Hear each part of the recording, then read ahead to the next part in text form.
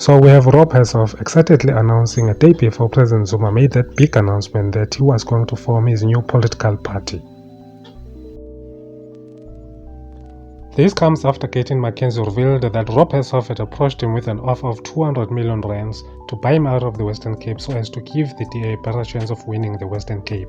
My friends, Rob Hersov is not Jewish. I'm saying, is he Jewish? Then I want to come to this. Rob Hersov then approached me. And I'm telling you the gospel truth, and I can't lie about my friends. He says, G, I need to speak to you one-on-one. I said, sure.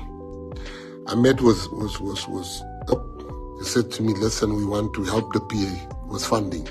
I said, how much funding are you talking about? He says, starting with 200 million. I said, I'm listening. And he says, 200 million, we want to give you the 200 million for the election.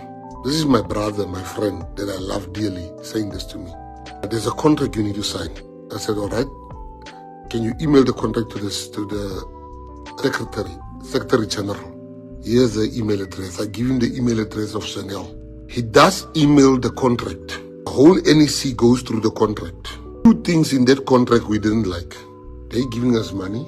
They've got 2 billion, which they share amongst parties. One thing on that contract, they say, we must not compete in the Western Cape.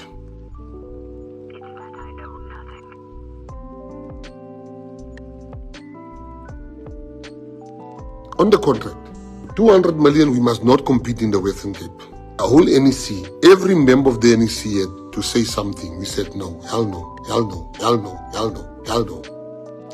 I then wrote the mail back to them and said, thank you very much. We don't want you 200 million. I appreciate the fact that you looked at us, but we're going to compete in the thing. Bob knows my no is my no, and my yes is my yes. He accepted it. I'm going somewhere. You must listen to where I'm going with this thing. We still have that contract that he sent to us, so we're telling you the truth. Nobody can deny, because if they deny, we still have all of this that I'm telling you.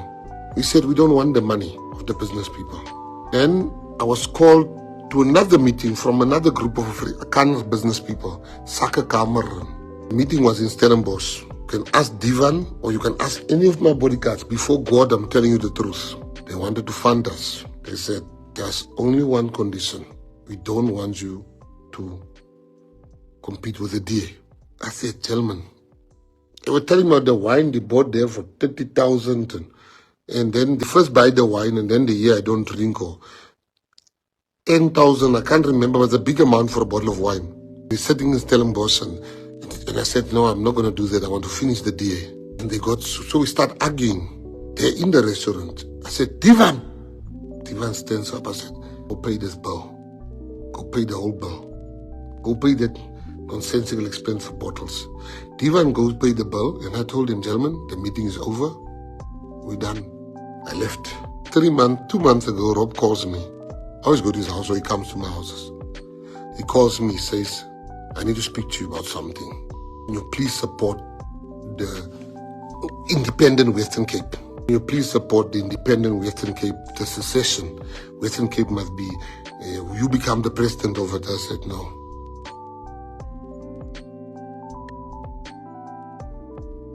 No, I can't. Now, I'm going somewhere with this. Then business people said I must join the Moonshot Pact. So what business people have done, they went to political parties. I'm telling you as a fact, what I'm telling you now, fact. They went to business people and they said, to companies, they said, we will support you, to parties. We will support you. Now, what you are seeing now. When Rob Hersov made that announcement, he was so excited that Jacob Zuma's announcement of his new political party was going to split the ANC vote and that of the EFF. My question is, why is Rob Hersov so hell-bent on dividing the black vote while he speaks favorably about the DA? In one interview, he says that if the ANC wins next year's elections, they are going to press hard on the move to have the Western Cape declared as an independent state. Rob Hersov had been away from the country for 31 years. Where has he been all these years when his contribution was needed to build the country?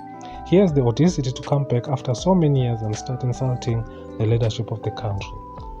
He speaks demeaningly about the leadership of the country he purports to love. Most of us are not happy with the way the ANC runs the country. It will be a wake-up call for the ANC to lose next year's elections. In fact, the leadership of this country has let us down, including the opposition, which lets the ANC get away with corrupt behavior.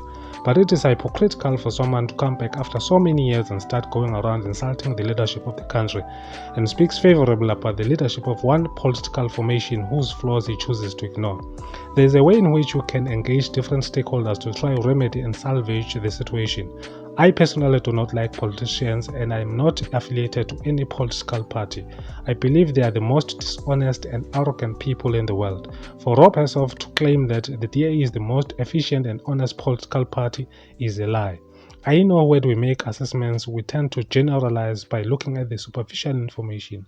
South Africa is said to be the best country in Africa. Yes, that is true if you go by the superficial information, ignoring millions of people who live in shacks without proper infrastructure. These shanty towns always crop up out of people's desperation.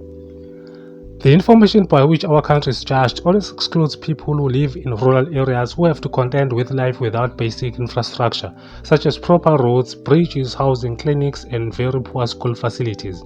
Without digressing more, Rob Hersov should go to places like Nyanga, Langa, Khayelitsha, Mitchell's Plain, Mfulweni, and many other black places in the Western Cape and see the plight of black people living there.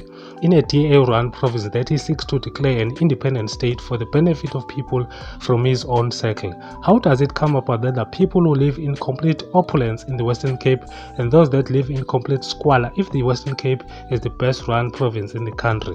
The question we should ask ourselves as South Africans is why the Western Cape? I think people know the answer to that. The Western Cape is the province of the rich.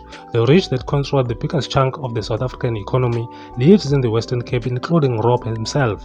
If he is so concerned about the plight of the poor, why doesn't he work with other billionaires to help lift the people of Khayelitsha and other places out of poverty? I think we also know the answer to that. The Western Cape is divided into two worlds, that of the rich and that of the poor. And when people speak about the Western Cape, they speak of the world of the rich, and that is what is presented to the world out there. This matter takes me back to 1994 when South Africa became a democratic state. The failures of government we see now are as a result of black leadership from that time, the ANC leadership to be precise. The ANC occupied a prime position with which they could change the country into the best country in the world. They had everything going for them. Instead of uniquely transforming South Africa into a world economy, we always benchmark our success with that of the West as if those are the standards we have to live by. When are we going to start doing our own thing such that the world looks up to us, not the other way around? President Mandela started off very well. He became the president at the age of 72. At the age of 77, he announced his retirement and left it to the younger generation to take the country forward. This generation comprised the likes of President Mbeki, President Ramaphosa, President Zuma, and President Motlanthe, and many others. The current situation in the country right now is an indictment on the leadership of the time for failing to come up with real programs that were going to achieve real economic growth and development. They failed to work together for the benefit of the country. All the deals that were struck were to the benefit of comrades. You see that in the coalition of the ANC with communists, the SAPC, and trade unionists, COSATU. All these coalitions were in vain because our leaders became more concerned with positions, party politics, and their insatiable quest for power. At some point, the ANC enjoyed a two-thirds majority, which gave them the power to effect real change in the country, but they failed to use that advantage until things got worse. One to that black South Africans had was destroyed by its leaders because of factionalism and lust for power. They are willing to crush one of their own for political power. COPE broke away from the ANC because its leaders could not imagine themselves lingering in political wilderness. They all wanted positions, which is what is important to them. The likes of Mosiwa Lekoda should have stayed within the ANC to fight from within, even if it meant ousting President Zuma in his first term. They had the power to do that, but they couldn't because they were clouded by their insatiable quest for power. Ace Magashule was ousted. Instead of moving away from politics and start working in his own capacity, if he truly is a public servant, he chooses to form his own political party. His whole mission is a self-fulfilling quest for power and the politics of retaliation. That if you chuck me out, you'll never find peace. The mentality that I will make your life a living hell. Can't you just go stand on your own and carry on with your work as a public servant? You don't need politics to serve your country. Now President Zuma is doing the same thing. The man is 81 years old. If he still wants to serve his country, he can easily do that on his own. He doesn't need politics to do that.